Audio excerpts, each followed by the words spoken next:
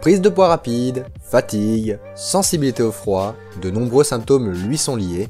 Bonjour, aujourd'hui vous l'avez bien compris, un cas pathologique en grand format, l'hypothyroïdie.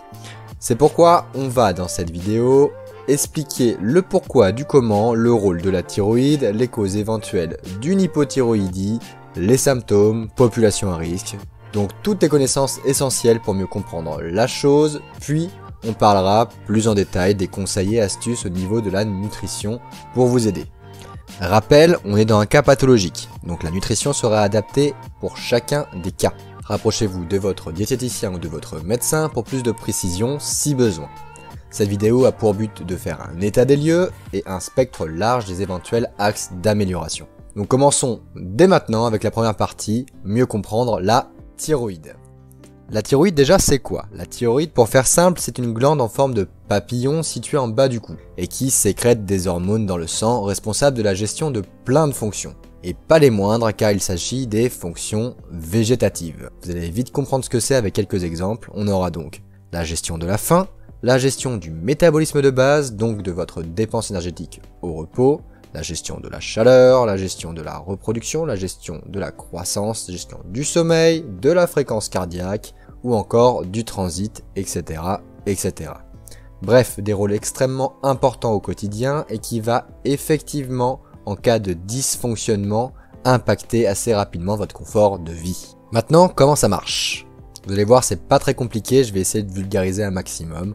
Donc notre chef d'orchestre, l'hypothalamus, avec son acolyte l'hypophyse, qui s'occupe de toutes les fonctions végétatives, donc la liste que l'on a vue juste avant, stimule la thyroïde grâce à la TSH, une petite hormone messagère dirons-nous, et demande donc à la thyroïde de synthétiser d'autres hormones que l'on appellera T4 et T3. Si jamais c'est T3 l'hormone plus ou moins active et les T4 se convertiront en T3 dans le foie ou dans l'intestin par exemple. Donc nos amis les T3 vont donc transmettre les consignes de l'hypophyse. Donc par exemple, réchauffer votre corps, gérer les signaux de faim, de fatigue, la fréquence cardiaque, etc., etc. Je vous mets tous les rôles ci-dessous si vous voulez être un petit peu plus curieux pour regarder plus attentivement tout ça. Les T4, quant à eux, remontent vers l'hypophyse pour grosso modo lui dire que c'est fini et qu'ils ont bien réussi à faire les ordres demandés et qu'il n'aura plus besoin d'envoyer la TSH vers la thyroïde. Il va donc inhiber la TSH. Pour tous ceux qui ont fait un bilan sanguin hormonal, c'est pour ça que le médecin vous a fait doser la TSH et les T4, pour savoir plus ou moins où vous en êtes avec tout ce beau monde et si tout ça fonctionne correctement. Alors maintenant que l'on sait tout ça, rentrons dans le détail avec l'hypothyroïdie. Vous l'avez bien compris, quand on souffre d'hypothyroïdie, c'est que l'on a un dysfonctionnement de cette chaîne. On aura donc dans la très grande majorité des cas une TSH élevée, donc au-dessus des recommandations.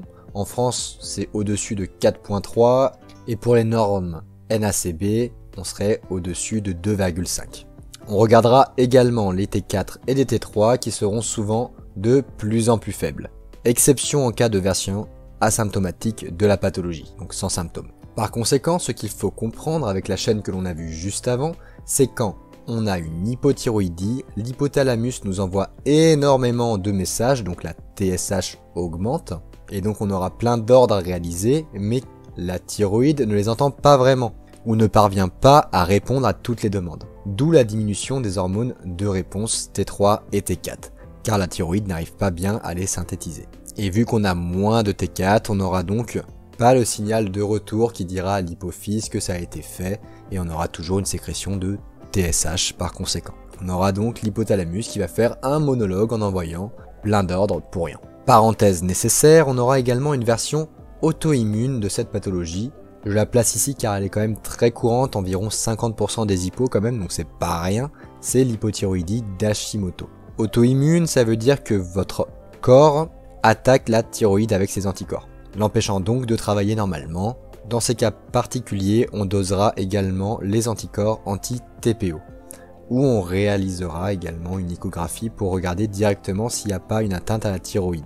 La présence de goitre Dans des cas avancés, donc de gonflement de la thyroïde, on le voit assez rapidement puisque vous allez avoir une grosse boule en dessous du cou, vous pouvez pas vraiment vous tromper, va également faciliter le diagnostic car ce sera directement visible. Donc même pas besoin de faire une écho. Mais c'est vraiment dans des cas avancés.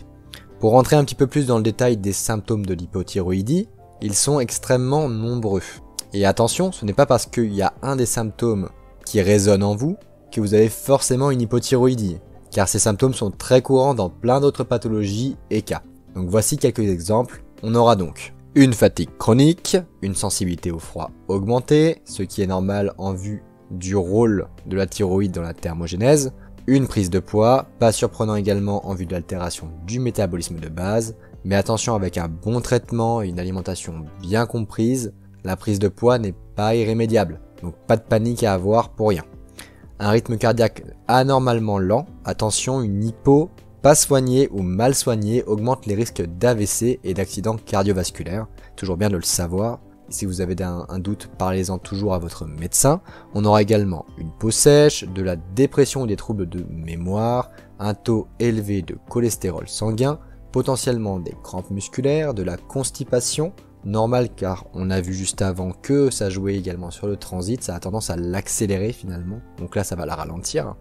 On pourra également avoir des règles irrégulières et d'autres éléments. Chez les enfants, on aura des risques de crétinisme, donc des troubles physiques et un retard mental, principalement dû à une carence en iode. Mais attention, si votre enfant est insupportable ou un petit peu bébête, c'est pas forcément à cause de la thyroïde, pas d'amalgame. Vous pouvez avoir un enfant crétin en bonne santé. On aura également, comme on l'a expliqué juste avant, dans des cas de dépistage tardif, la thyroïde essaiera de compenser en grossissant et on aura donc un goitre, donc le gonflement sur la gorge. Après, il existe également des cas de versions asymptomatiques qui seront donc plus difficiles à repérer sans bilan sanguin. Pour les personnes à risque, on aura les femmes de plus de 50 ans, le risque augmente avec l'âge, qui seront 2 à 3 fois plus touchées que les hommes.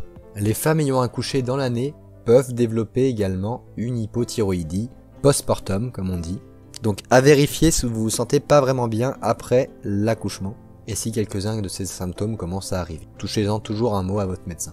Les antécédents familiaux joueront toujours un rôle, comme d'habitude, et les personnes souffrant de maladies auto-immunes également. Alors, pour les causes éventuelles du développement de cette pathologie, donc pourquoi ce cycle ne marche plus correctement, on aura donc comme cause potentielle, et je dis bien potentielle car cela dépend de chacun et à des niveaux plus ou moins variés, un manque d'éléments permettant la bonne création des hormones T3 et T4 et qui par conséquent se retrouveront dans l'alimentation. On fera donc attention à l'iode, à la tyrosine, à avoir un bon équilibre en vitamines et minéraux et également une glycémie plus ou moins stable. Une des causes majeures qui relance celle juste avant, c'est bien sûr le manque ou l'excès d'iode. L'iode est très important dans le fonctionnement de la thyroïde. On l'a vite compris historiquement car les pourcentages de personnes touchées étaient bien plus fréquentes dans les régions éloignées de la mer. Maintenant, avec le recul, on a trouvé la solution. À titre d'exemple, on aura le plus souvent du sel de table iodé pour pallier à ce problème-là. Car l'iode, on va le trouver principalement dans les produits de la mer. On pourra également avoir un souci avec la conversion des T4 en T3 via une inflammation, un problème de foie, un problème d'assimilation de l'intestin, du stress élevé et constant, une surconsommation de café, d'alcool, une interaction avec certains médicaments et naturellement les carences alimentaires. Également, on pourra avoir un problème d'interaction cette fois-ci de l'hormone T3 avec les cellules de notre corps, par manque éventuel de vitamine A, de vitamine D, un rappel pour la vitamine D. La majorité de la population française est carencée ou a des risques de carence en hiver. N'hésitez pas à contrôler ou à vous complémenter si besoin. Et on aura éventuellement également une interaction avec le cortisol. D'autres petites choses à garder en tête, la radiothérapie également peut être vecteur de troubles de la thyroïde si elle est trop effectuée de manière trop redondante, et la présence trop récurrente de lithium ou d'interférons ou encore de perturbateurs endocriniens dans votre alimentation ou dans votre quotidien. Bon nombre de causes auxquelles on rajoute également l'attaque immunitaire en cas d'Hashimoto. Maintenant que l'on sait tout ça, le but de la nutrition sera de répondre aux causes éventuelles de chacun. Donc encore une fois, rapprochez-vous de votre médecin ou de votre diète si celles-ci ne sont pas claires. Un accompagnement adapté à votre profil sera bien plus parlant. Donc les objectifs sont: objectif 1. Aider la thyroïde à avoir les matériaux nécessaires pour créer ses hormones. Cela semble évident, mais surtout en cas d'Hashimoto, bien suivre le traitement donné.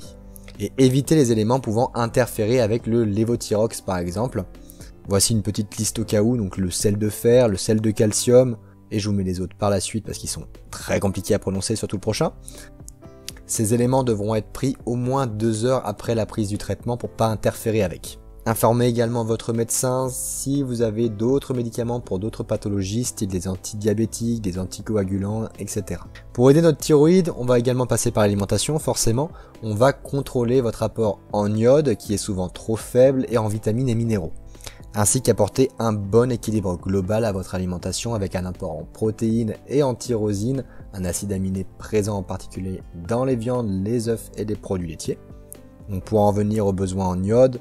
C'est environ 150 microgrammes par jour ou 250 chez les femmes enceintes. Et on en trouve dans le sel iodé, puisque maintenant presque tous les sels sont iodés. Donc faites attention, le sel rose par exemple, donc de l'Himalaya, n'est pas vraiment iodé. Donc attention à ce que vous choisissez.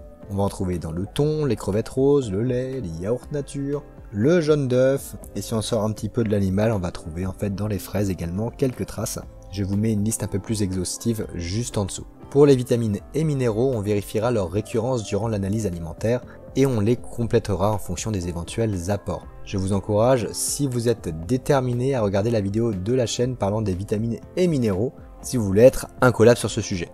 Ou après, vous avez juste à équilibrer correctement votre alimentation, vous serez sûr d'avoir un panel suffisant pour respecter tous vos besoins. C'est pas plus compliqué que ça. On aura une petite mention également pour 2 oligo-éléments pouvant être intéressants, le sélénium présent dans les huîtres, le thon et les noix du Brésil par exemple, ou encore le zinc présent dans les fruits de mer, le bœuf et le foie. Donc, comme vous avez pu le voir, les fruits de mer, tout ce qui vient de la mer, c'est quand même pas mal intéressant quand on souffre d'hypothyroïdie. L'objectif numéro 2, c'est éviter les éléments pouvant interférer avec les hormones thyroïdiennes ou pouvant créer des difficultés d'action ou de conversion de celles-ci. Comme par exemple, l'excès de café, l'alcool, les carences alimentaires comme on a pu le voir juste avant, mais également les perturbateurs endocriniens pouvant également créer un impact plus grand que pour une personne lambda. Donc optez pour du bio dans ces cas pour être intéressant, en particulier sur les produits végétaux. On évitera également la surconsommation de soja. Attention, il y en a un petit peu partout. Et on notera également que les aliments dits goitrogènes peuvent, en surconsommation ou en consommation trop régulière, légèrement, et je dis bien légèrement, interférer avec la fixation de l'iode. Donc vérifiez juste la redondance de ces éléments-là dans vos plats, ou s'ils sont vraiment de manière quotidienne présentes dans vos assiettes. On va trouver dans cette catégorie les légumes de la famille des choux, la surconsommation d'arachides ou encore une fois de soja. Ce n'est pas à retirer mais juste à maîtriser. Faites très attention aux algues. Si vous consommez beaucoup d'aliments asiatiques, les algues en font beaucoup partie et peuvent augmenter de beaucoup trop cette fois-ci votre taux d'iode et donc perturber votre thyroïde. Comme on l'a vu juste avant, c'est juste un équilibre, donc si on en a trop c'est pas bien, si on en a pas assez c'est pas bien non plus. Pareil pour les compléments alimentaires. Je sais que ça semble intéressant de se complémenter, sachant qu'on a bien vu qu'il faudrait avoir un bon panel de vitamines et minéraux. Mais dans les compléments alimentaires, souvent on va utiliser des algues pour pouvoir augmenter ces apports-là. Et malheureusement, du coup, cela peut entraîner une augmentation de l'iode et perturber tout ça. Donc on évite l'automédication dans ce genre de cas. On demande l'avis d'un spécialiste si vraiment il y a besoin de se complémenter en certains minéraux et vitamines en fonction de votre type d'alimentation. Petite note supplémentaire, on pourra avoir également une éventuelle interaction avec le gluten, mais ce n'est pas pour tout le monde, donc ne vous réfugiez pas directement dans du sans gluten sans raison valable, car cela reste une restriction assez drastique. Un dernier objectif, l'hygiène de vie en général. Bien sûr, le maintien d'une activité physique sera fortement encouragé. Facile à dire, mais évitez le stress également. Celui-ci reste quelque chose de très important à ne pas sous-estimer dans votre prise en charge. Maintenir une bonne hydratation, 1,5 litre minimum, à ne pas hésiter à le majorer en été. Et bien sûr, l'équilibre alimentaire en général avec un bon taux en protéines, en fibres, en glucides, qui sera également la bienvenue, que que ce soit pour le fonctionnement de l'organisme, mais également en prévention de la prise de poids potentielle. Voilà donc pour les quelques conseils de base. La priorité sera toujours de rééquilibrer votre alimentation. Pensez également à bien boire et en fonction de votre cas propre, réaliser les conseils adaptés. Je vous encourage en cas de flou d'être accompagné par un diète au début pour éviter les pièges et les restrictions non nécessaires à votre cas. On peut voir pas mal de choses sur internet et donc directement se dire je vais stopper ça, ça, ça et ça pour pas grand chose au final. Donc ne vous imposez pas des restrictions inutiles. Une vidéo générale qui j'espère vous aura fait mieux comprendre le rôle de la thyroïde dans le cas de l'hypothyroïdie et donc voir un petit peu plus clair comment réussir à gérer cette pathologie si quelqu'un de votre entourage ou vous-même en souffrez. Sur ce, mange bien, bouge bien, dors bien, tchuss!